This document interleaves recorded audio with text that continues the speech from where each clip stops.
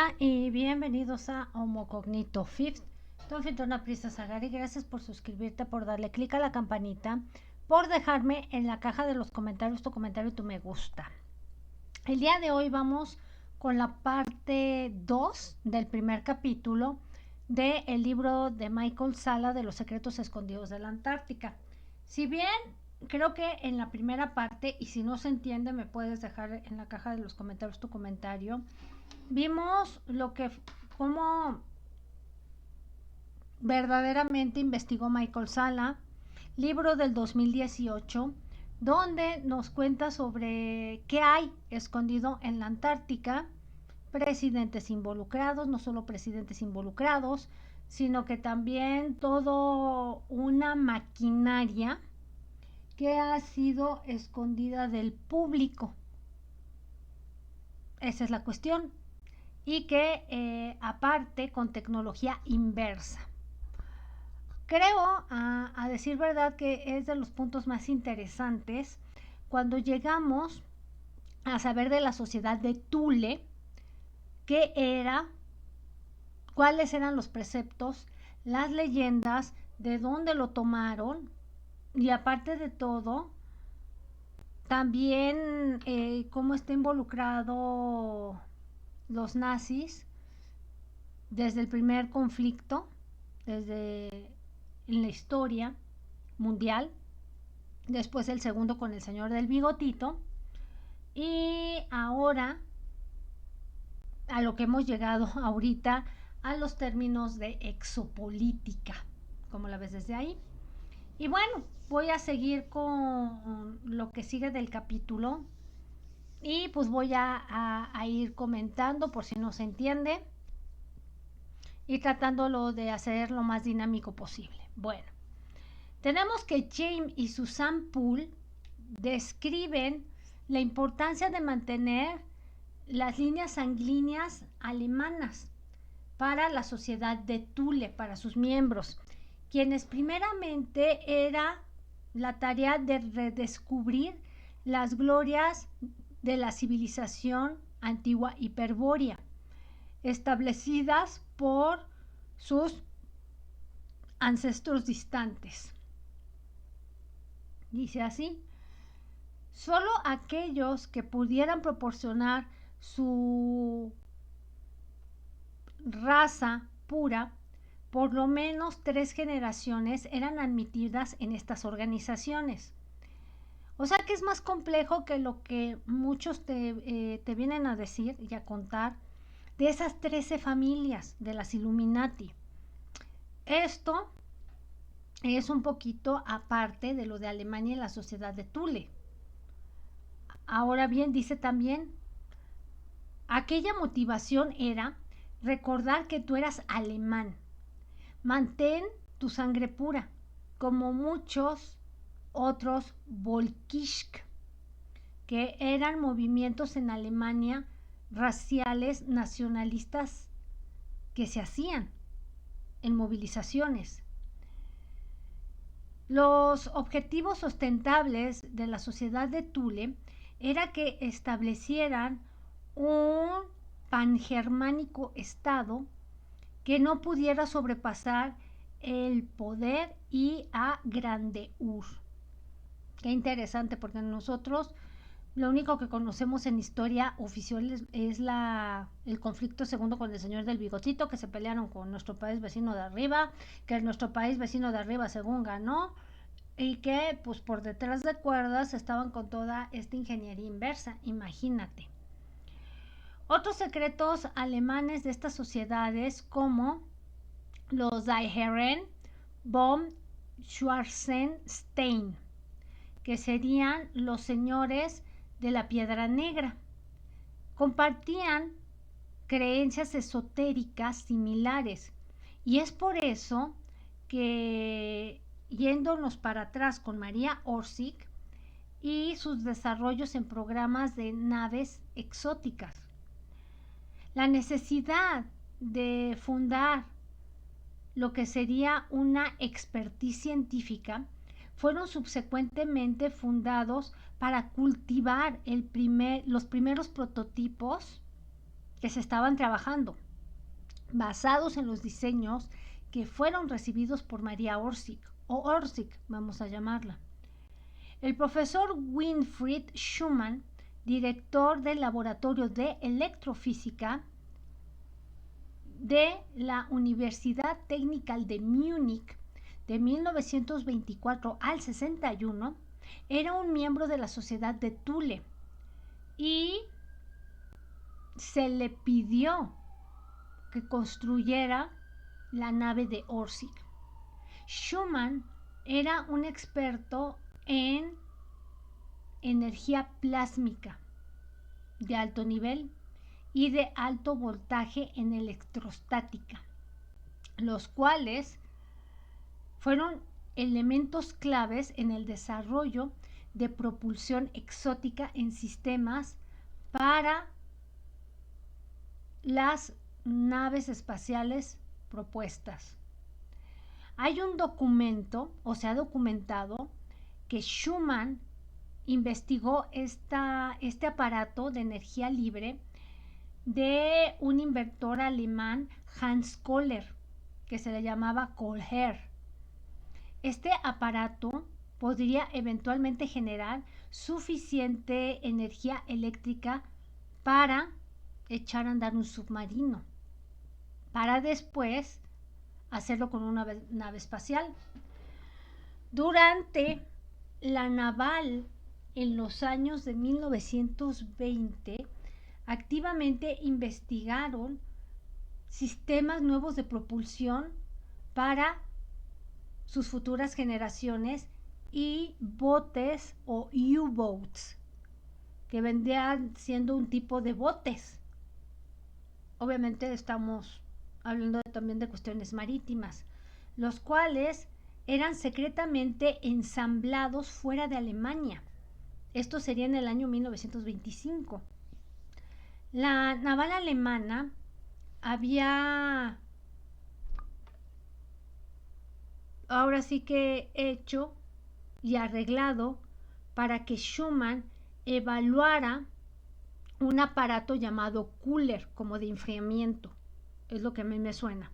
A pesar de que la patente alemana de oficinas fueron rechazadas por la patente de Cooler y su aplicación, un reporte por un subcomité de inteligencia británica cita el apoyo entusiasta hacia Schumann de el aparato Cooler como efectivo. Significa que generaba una nueva fuente de energía.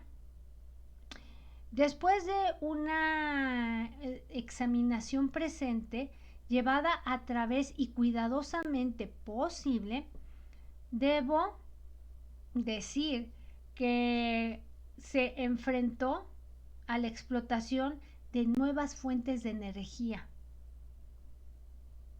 Fíjense lo que estaban haciendo detrás de la humanidad. Era muy conveniente generar un conflicto mundial, ¿no? Para mantener a la gente pues distraída. Se oye feo, pero meten a dos naciones en conflicto donde hay daños colaterales, porque para ellos así toman a los seres humanos o lo tomaban, y sin tanta información como la que hay hoy en día. Estamos hablando de 1920. Entonces ellos podían trabajar libremente sin que la humanidad se dieran cuenta. Y eso fue más allá para desarrollos futuros o más allá. Y pueden ser de una inmensa importancia. El aparato era visible y accesible en todas sus partes esenciales. El inventor accedió, ahora sí que, y deseaba que en cada juicio, así como iba sucediendo, de acuerdo con su declaración, no se producía ningún daño el trabajar con este aparato. Yo no creo en un engaño. Y está en un expediente para poner el aparato para hacer futuras pruebas o pruebas más allá. Y creo que este desarrollo, más allá del aparato y una asistencia, dándole al inventor que podría proporcionar y justificar su gran importancia. Fíjense nada más. Y pues sirvió para nada que 3 años después Schumann hiciera estas pruebas del aparato Kohler o Cooler en Estados Unidos, y el inventor Thomas Townsend Brown lo condecoraron con una patente británica de un aparato electrogravitacional que se había desarrollado una nueva forma de propulsión. Subsecuentemente, para el año 1929, Brown describió cómo los esfuerzos de Einstein en desarrollar un campo sin unificar en su teoría, y se había inspirado él a encontrar una conexión fundamental entre la materia, la gravedad y la electricidad. Hay una decisión de tendencia en las ciencias físicas para unificar las leyes básicas y para que se relacionaran por una sola estructura o mecanismo, tales como fenómenos individuales como la gravitación electrodinámica y hasta la materia por sí misma. Se encontró que la materia y la electricidad están muy cercanamente relacionadas en estructura. En el análisis final, la materia pierde su individualidad tradicional y se convierte meramente en una condición eléctrica. De hecho, se puede decir que es un cuerpo concreto del universo y no es nada más que un ensamblaje de energía, lo cual por sí misma es intangible o un poco intangible. Claro, es muy evidente que la materia está conectada con la gravitación y sigue lógicamente que la electricidad es como se conecta. Esta relación existe en el reino de pura energía y consecuentemente es muy básica en su naturaleza. Y en toda la realidad ellos constituyen una verdad en el universo. O sea, como que se junta todo esto y existe en el universo. No se necesita decir que esas relaciones no son simples y es de completo entendimiento de sus conceptos, y es complicado para lo que era sorprendente y que carecían de información y de investigación de la naturaleza real de la gravitación. Ya estaban con esas, ¿eh? Es cierto que Schumann estaba consciente del aparato de Townsend Brown y las teorías nuevas radicales que pues no estaban bajo una puntuación. Combinando estos rompimientos científicos, detrás del aparato Cooler y la electrogravedad de Townsend, de este aparato, Schumann tuvo significado científico para construir la propulsión de energía y los sistemas para el futuro en los submarinos alemanes, y más notablemente en las naves espaciales. Tómala, ¿cómo te queda el ojo? Este es el aparato del cual se refiere Michael Sala. Bueno, ¿qué más me gustaría? Pero bueno, tienen una idea. Evidencia documentada más allá se sostenía en el involucramiento de Schumann en la investigación alemana y desarrollo de sistemas exóticos de propulsión. Se encontró que en 1946 la Fuerza Armada de Estados Unidos documentaba, y eso incluía a Schumann en una lista de científicos alemanes que pidieron trabajar en lo que sería Paperclip, en esta operación Paperclip, y de Wright Field, o el campo Wright. Y todo esto se sabe, pero desgraciadamente todo se ha tomado como teorías de la conspiración. Porque hasta ahorita nadie había mostrado documentación. Aquí en el libro de Sala viene el papel, comprobando que todas estas investigaciones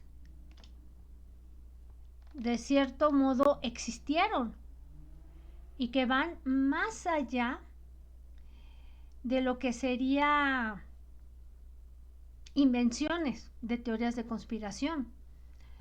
La sociedad de Thule elige al señor del bigotito que lidere a los trabajadores pangermánicos o panalemanes en su movimiento.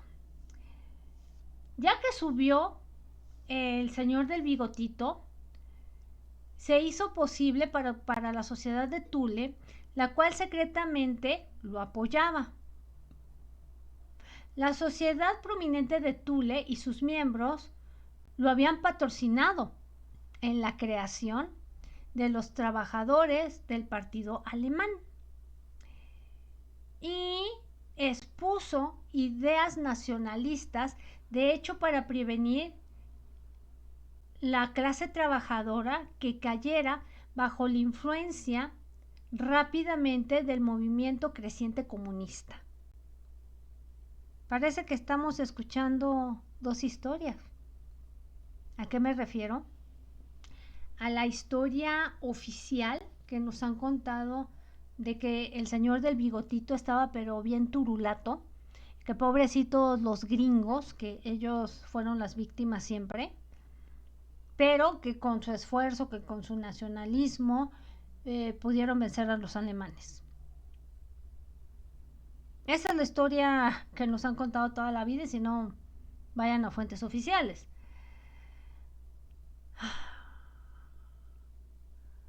Dice también que había también la mayoría de otros nacionalistas conservadores de la sociedad de Thule que estaban conscientes de los peligros que presentaba lo que sería esto que estaba pasando en el movimiento alemán entre la clase oficial y los trabajadores, y se convirtió los objetivos primarios de la sociedad para traer a la clase trabajadora de regreso dentro del campo internacional, dando a la clase hostilidad, esos existentes sentimientos que se denominaba el programa de Thule. Podría ser automáticamente rechazado por las masas si se proponía por alguien de la clase privilegiada.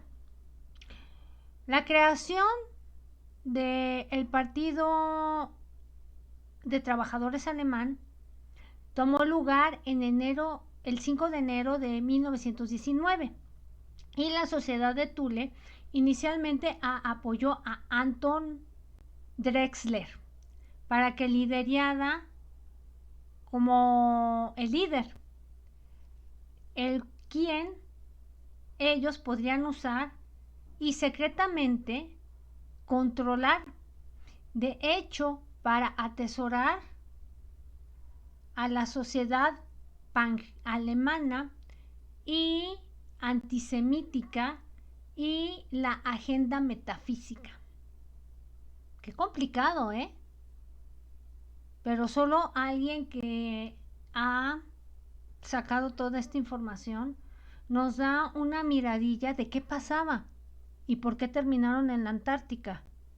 ¿Qué involucramiento tienen con los extraterrestres desde esa época?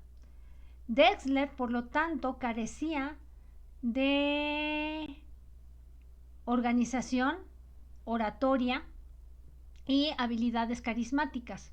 Necesariamente se tendría que construir una membresía para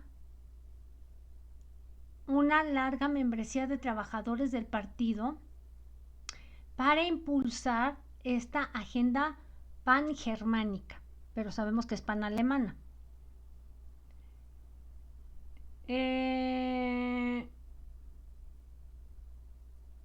El líder que era necesario, con esperanza, fue fundado con un espía joven alemán de la Armada, atendiendo uno de los trabajadores alemanes en encuentros del partido. Y el fallecido Jean Marx lo escribió en su libro El levantamiento del Cuarto Reich. O sea, todo esto viene documentado, qué barbaridad. Esto fue en el acuerdo de que el señor del bigotito, que tenía 29 años y ya era un veterano, que estuviera en contacto con los miembros de Thule Gesellschaft o la Sociedad de Thule. Ostentable, un grupo de lectura inocente dedicado a estudiar y promocionar lo viejo, la literatura alemana, pero la sociedad compuesta por la mayoría de conservadores de billete eran unos nacionalistas de hueso colorado y eran antisemitas. Actualmente eran radicales en su política. Tenían el misticismo racial y lo oculto bajo su emblema. Y ahí empiezan a usar la suástica, que les digo que no era un símbolo malo. Ahora se identifica como un símbolo malo y de terror por lo que hizo Alemania en la Segunda Conflicto Mundial. Y era una suástica superimpuesta sobre una espada. La sociedad también servía como un frente para ser más secretos en el orden alemán o el orden de Alemania, y una reencarnación de los caballeros viejos teutónicos, los cuales tenían sucursales a través de patrones alemanes y después de logias mensónicas. Se cree que estas logias llevaban la agenda que iba saliendo de los Illuminati de Baviera, con su máximo y fundamental, que era el fin justifica los medios. La visión de Marx era que la sociedad de Thule era una nueva encarnación de los Illuminatis prohibidos de Bavaria. Es importante tener en mente y dar escenas pasadas de cómo fue que el señor del bigotito fue tomando posesión para empoderar y que emergiera lo que se denominó el Tercer Reich.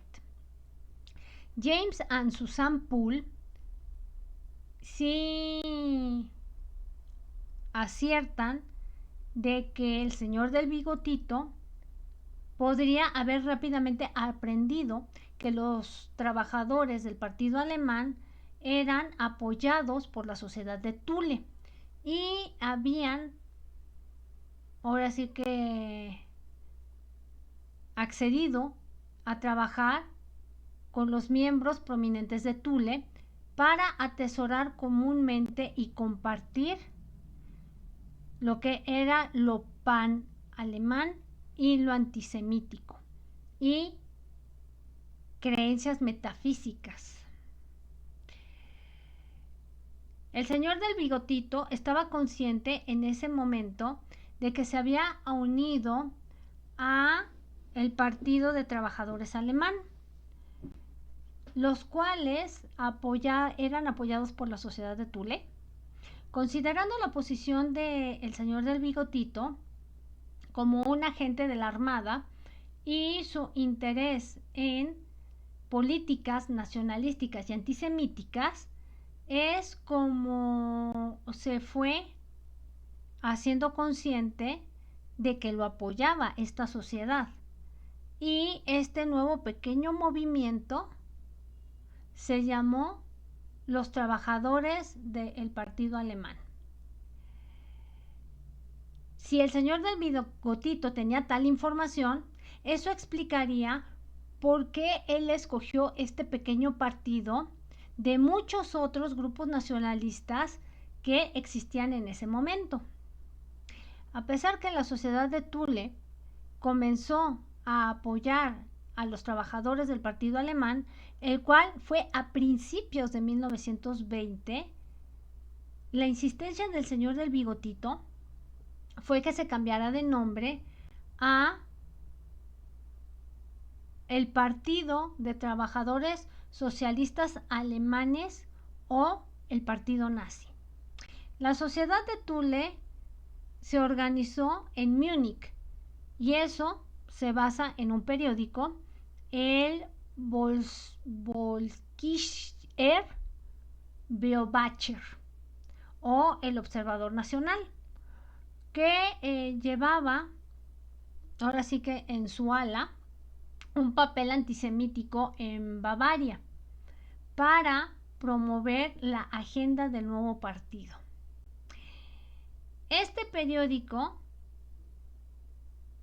fue entregado por sobre el partido nazi, el cual misteriosamente levantó los fondos para comprarlo, y es por eso que se convirtió en la pieza para ir divulgando cosas del partido nazi. Esto fue un paso crítico en transformar lo que era el partido nazi y empezó a entrar al movimiento en masa y para introducir al señor de bigotito a la audiencia nacional. Esto fue creado a través del periódico, que primeramente se estableció y secretamente estaba controlado prominentemente por los miembros de la sociedad de Thule. O sea, nos están diciendo cómo se hacían las operaciones psicológicas desde ese entonces. Cuando la sociedad de Thule le dio la vuelta al Volkischer Beobacher por sobre el partido nazi, debe de especificarse que había un acuerdo con un miembro de Thule, Amann, que podía recordar el cargo que tenía en ese papel y que eran los que ponían los fondos. Más aún, se apuntalaba un manager para negocios de partido, lo cual se controló todo con dinero del partido, con Amann como manager de negocios de ese partido, Eckhart, como editor del periódico del partido, y como Rosenberg como asistente en editor. La sociedad de Thule y su involucramiento con los nazis fue muy fuerte y más que nunca, pero desde la ideología básica la sociedad de Thule y el partido nazi eran lo mismo. Estos hombres podrían ser leales nazis, así como también miembros de la sociedad. Y no es justamente vital y para apoyo organizativo de la sociedad de Thule y los miembros que proporcionaron poder para encumbrar al señor del bigotito, para que llegara a donde llegó y empezara a mover masas. Esto también es la idea y los motivos de la sociedad de Thule, de la cual el señor del bigotito solía apelar también a una base grande pan-alemana o pan-germánica, de acuerdo con los Puls. El símbolo de la sociedad de Thule era la suástica y sus letras, ahora sí que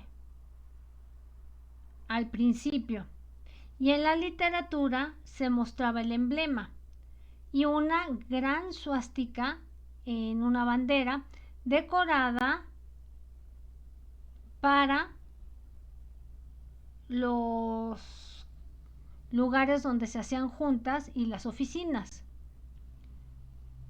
Muchos de los temas y eslogans del grupo eran repetitivos por el señor del bigotito y eran palabra por palabra. Aquí tenemos cómo era de una forma y cómo pasó a ser otra. La que viene en el círculo es el símbolo de la sociedad. Cuando se pone así ya como la conocemos mayormente, se usaba para el Partido de los Trabajadores Socialistas, el partido nazi.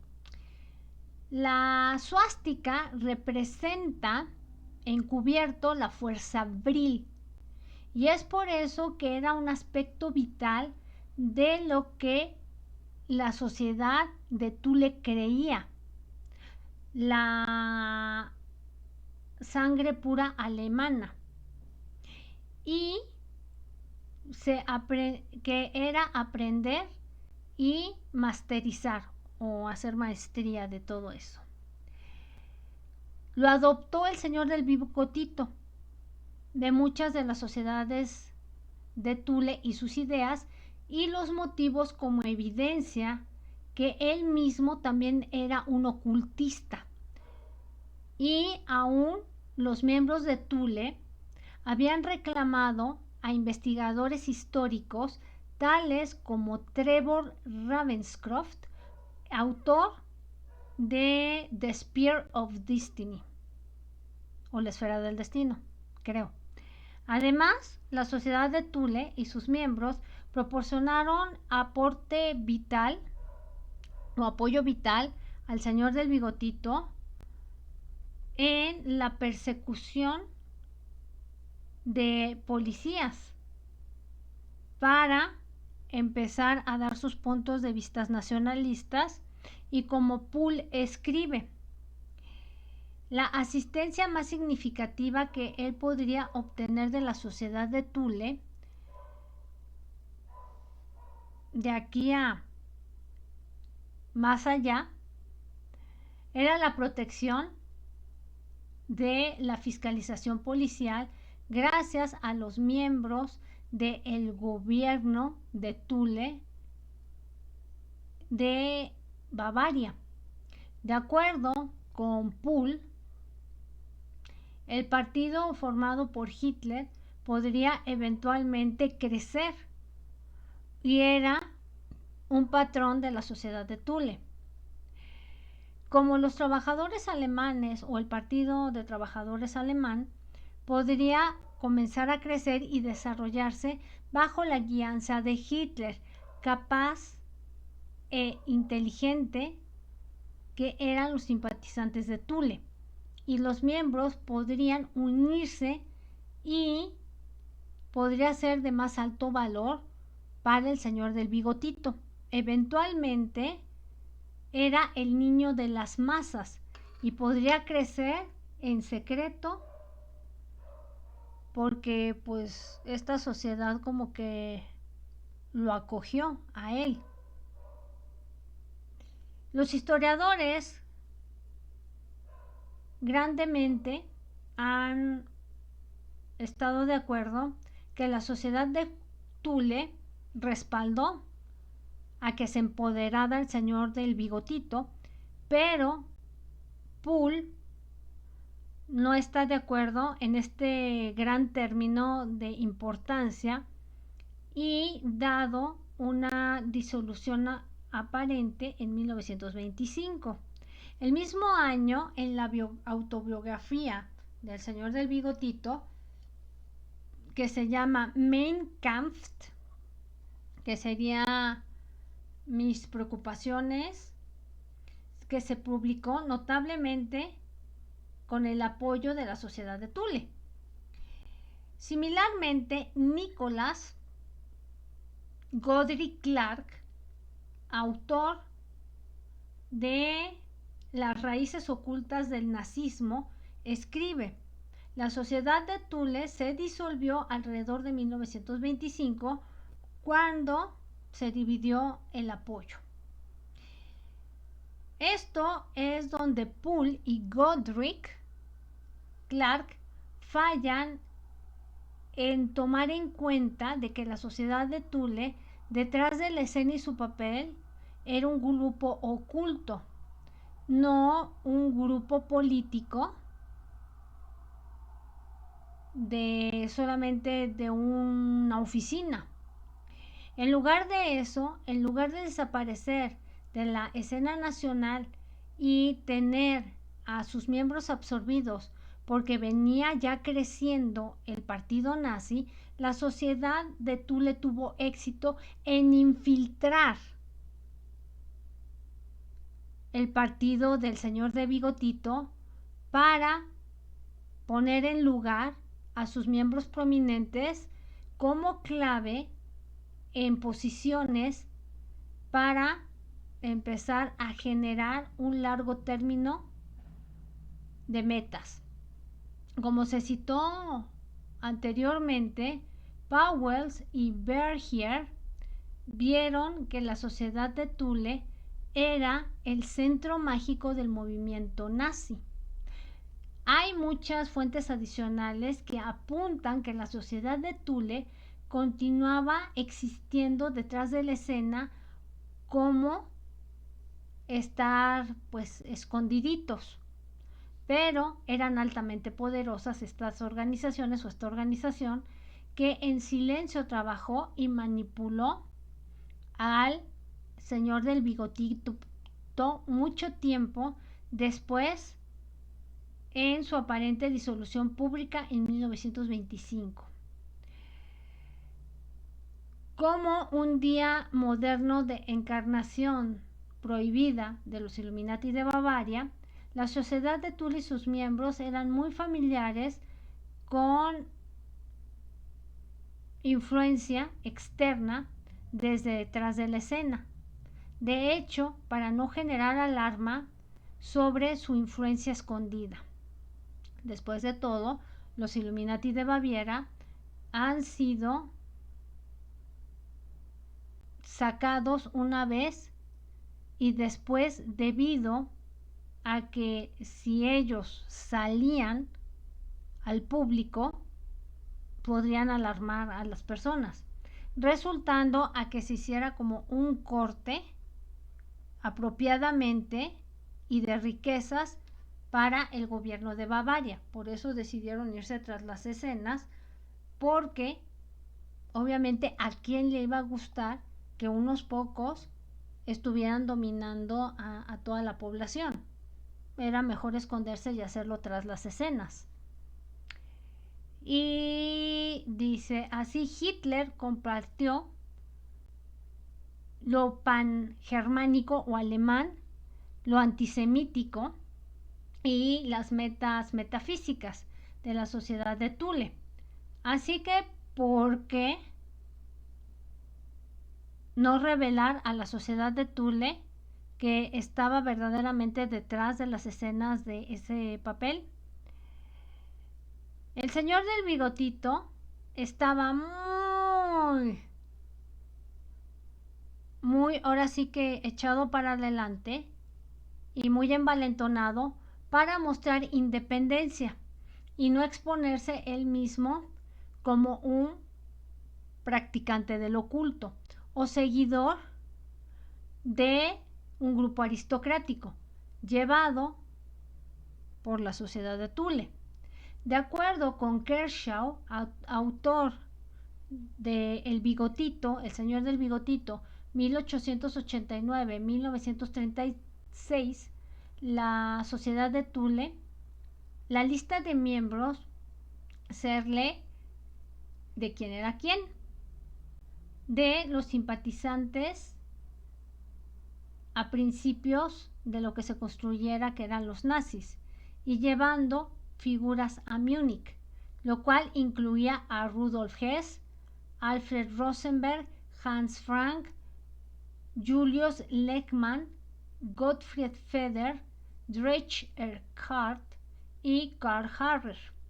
Hay muchos más, que era muy expansiva, esta lista era muy grande. Y se proporcionaba por los autores Dietrich Bronder, que es un libro llamado Antes de que el Señor del Bigotito llegara, y de E.R. Carmín, El Gurú del Bigotito, que también ponían una lista de muchos de la sociedad de Thule y sus miembros, algunos de los cuales se volvieron poderosos oficiales en el gobierno nazi, como el barón Rudolf von... Espérenme, otra vez. Lo repito porque, hijo, son muy difíciles los apellidos. El barón Rudolf von Sebotendorf, el gran maestro del orden, Guido von, el maestro de la lista del orden, Jorg Lanz von Liebenfels, el maestro del orden, el señor del bigotito, el Führer, en alemán, SS superior, y el canciller, Rudolf Hess, Bis-Führer y SS de Obergruppenführer, Hermann Göring, Reichsmarschall y SS Obergruppenführer. Vienen muchos nombres, Heinrich Himmler, Reichsführer SS y Reich, ministro del Reich. Alfred Rosenberg, ministro del Reich, y NS Reichsleiter. Hans Frank, el doctor NS del Reichsleiter y gobernador general de Polonia. Julius Streicher, SA, Obergruppenführer y Gauleiter de Franken. Karl Hausenhofer, profesor y general. Gottfried Feder, profesor y doctor, secretario de Estado. Dietrich Eckart, editor en jefe del Volkslieder Beobachter. Bernard Stempfle, padre, confesor y confidente del señor del bigotito. Theo Morel, físico personal del señor del bigotito. Franz Gunther, presidente de la policía de Múnich. Rudolf Steiner, fundador de enseñanzas antropológicas. W. O. Schumann, profesor y doctor de la Universidad Técnica de Múnich. Treshbit Lincoln, ocultista y viajante hacia los Himalayas. Y Countess Wetstrap y muchos otros. Entre la sociedad y los miembros de Thule, Dretsch Eckhardt fue de particular importancia para el señor del bigotito. A principios de su carrera política, se proporcionaba acceso a la gente poderosa, deseando que se fundara el partido nazi, y Puls escribe: a la luz de su éxito, más de los miembros importantes de la sociedad de Thule comenzaron a unirse a los trabajadores de ese partido, y uno de ellos, Dietrich Eckhardt, vino tremendamente poderoso con influencia personal del señor del bigotito. Él le dio al señor del bigotito su primer presentación para una mejor sociedad y, lo que es más importante, a la gente que eran, ahora sí que los que estaban atrás financiando de la sociedad de Thule. Fue Eckhardt quien hizo posible para el Partido Nacional de elevar los fondos necesarios para comprar de Volkischer Beobachter, este periódico. Y entonces él se convirtió en editor de jefe hasta que se fue al más allá en 1923. El señor del bigotito dedicó un segundo volumen de Mein Kampf para Eckhardt, ilustrado con influencia poderosa, y esto lideraba un miembro de la sociedad de Thule que estaba por encima de él. Para que se den una idea, que estos líderes no se mandan solos. Igual que los presidentes de Estados Unidos nunca se mandan solos. Siempre va a haber alguien detrás de ellos. Otra influencia fuerte del señor del bigotito fue un general retirado de la Armada y entonces profesor de la Universidad de Múnich, que era Karl Haushofer, y era pionero en investigaciones en Japón y Asia, y llevó muchas cosas que había visto sobre la historia antigua. El papel de la raza aria y su entendimiento de la fuerza Vril misteriosa. Haushofer fue un miembro de la sociedad de Thule y pasó sus enseñanzas a un estudiante entusiasta, un miembro de Thule, que era Rudolf Hess, quien se convirtió en la mano derecha del señor del bigotito. Fue Hess quien ayudó al señor del bigotito en escribir el Mein Kampf, el cual contenía mucho de las ideas primarias de Haushofer, y en 1945, después de que vencieran a la Alemania nazi, Haushofer explicó a la armada de nuestro país vecino de arriba y sus interrogatorios. Yo solo era capaz de influenciar a el señor del bigotito a través de Hess.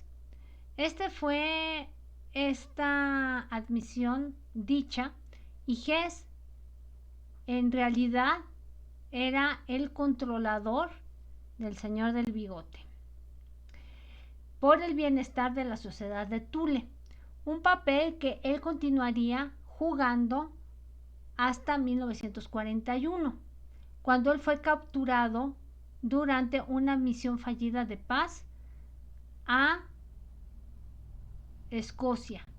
Hess fue parte de un esfuerzo orquestado para alcanzar un acuerdo de paz con fracciones pro-alemanas en la aristocracia británica, lo cual incluyó miembros prominentes de la familia real, muchos de los cuales tienen lazos fuertes con la sociedad de Thule y otras sociedades secretas, miembros con el gobierno nazi. Qué de información, la verdad. La inteligencia naval alemana apoya a la sociedad de Thule y al señor del bigotito.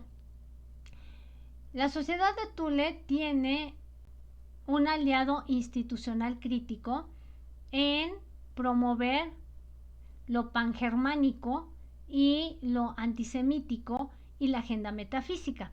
Durante los años de la República de Weimar, la naval alemana, que era Reichsmarine, renombrado Kriegsmarine durante el conflicto segundo, y fue puesto o introducido por la sociedad de Thule, y había apoyado esto la naval alemana debido a estas oposiciones de lo que era el Tratado de Versalles y la abogacía de la unidad nacional alemana.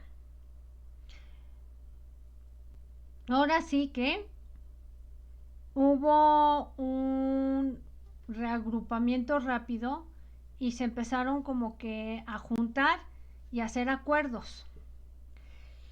La naval alemana y otros alemanes nacionalistas y organizaciones reconocieron que el Tratado de Versalles tenía efecto de animar a secesionistas en sus movimientos debido a las durezas impuestas, y esto convenía la idea de que rompieran estados y podrían ser perdonados por provisiones ostentosas. Rompiendo con lo que serían los alemanes, podían remover un potencial geopolítico y un rival que eran Gran Bretaña y Francia por décadas, e hicieron un reavivamiento económico que era mucho más duro. Hacia el final del primer conflicto, Bavaria tenía secesionistas poderosos en su movimiento, lo cual era apoyado por el movimiento comunista desde abril de 1919 a mayo.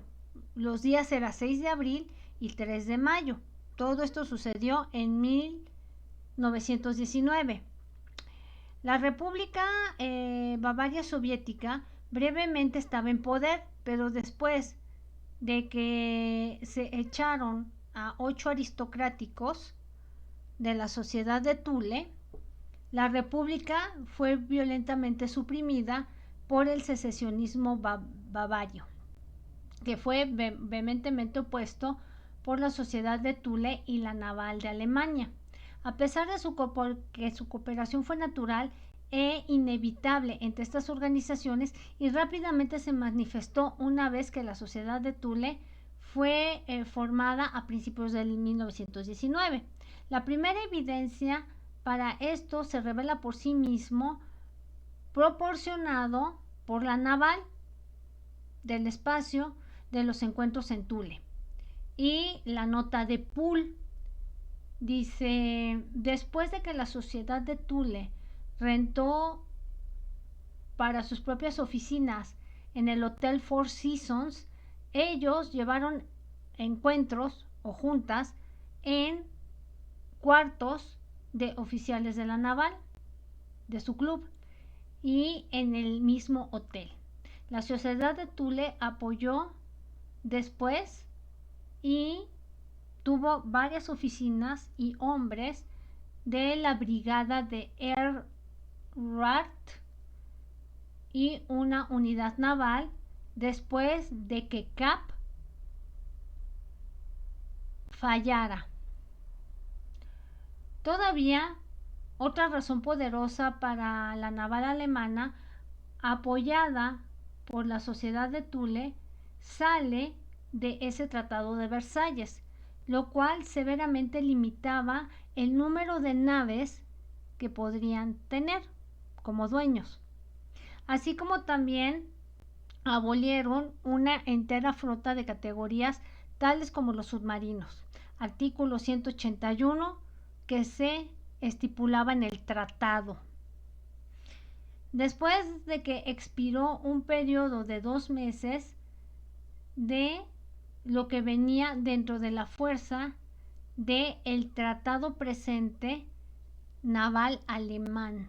O sea que los alemanes estaban súper metidísimos en esto para irse a la Antártica. O sea, la historia no está fácil, para ver todos los movimientos que se hicieron de estas fuerzas en comisiones y no debe de exceder 6 naves de batalla de el Deutschland o Lothringen de su tipo, 6 cruceros de luz, 12 destructores, 12 botes de torpedo o un número igual de naves construidas y reemplazadas que se proporcionaron en el artículo 190, sin submarinos que fueran incluidos.